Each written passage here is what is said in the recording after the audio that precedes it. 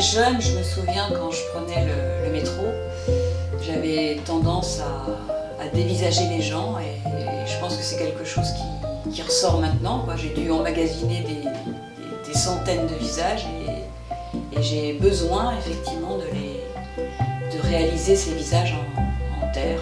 Voilà, donc c'est vital, je crois, pour moi.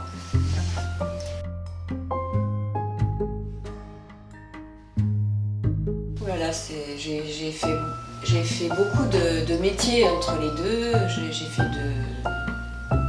J'ai travaillé à l'IGN, j'ai travaillé dans un bureau d'études à la DDE.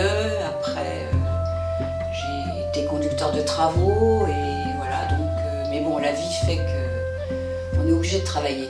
Donc, et je me suis toujours dit que j'allais revenir à mes premières amours, donc la sculpture. Donc, ça fait une vingtaine d'années maintenant, enfin presque une vingtaine d'années que j'ai recommencé à sculpter.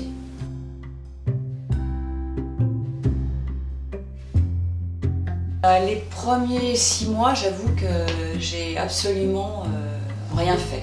Ça m'a complètement anéanti, je crois. J'étais en attente, je sais pas. Depuis le mois d'août l'année dernière, j'ai eu un projet de totem et à partir de là, une commande. Et à partir de là, je me suis mise à retravailler et beaucoup. Mais pas forcément sur les visages, mais sur d'autres projets que j'ai maintenant. Mais les visages sont toujours présents. Donc je pense que je les associerai après au totem aussi. J'ai toujours aimé les accumulations d'objets. Depuis tout le temps, même quand j'étais au lycée à Paris. Il y avait comment ça s'appelle, je sais plus, des gens dans le faubourg Saint-Antoine qui vendaient des clous, des vis et j'en achetais et je faisais des accumulations de ces objets. Et donc même au départ, mes têtes, vous voyez, comme là, j'ai tendance à les ramasser par 10, par 12 et pour moi ça fait des arbres de vie, mais c'est quand même déjà une accumulation de têtes. Et donc après, là c'est vrai que depuis le mois d'août, j'ai eu une commande d'un totem d'1,50 m et là j'ai commencé à glaner des objets. Normalement il y avait Chamarande qui devait se faire au château de Chamarande la semaine prochaine.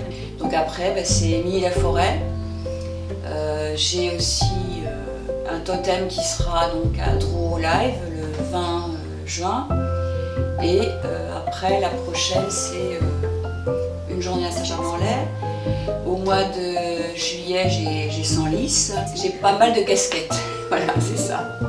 Donc effectivement, quand toutes ces expositions me sont proposées, il faut forcément que je fasse un choix parce que ça fait beaucoup.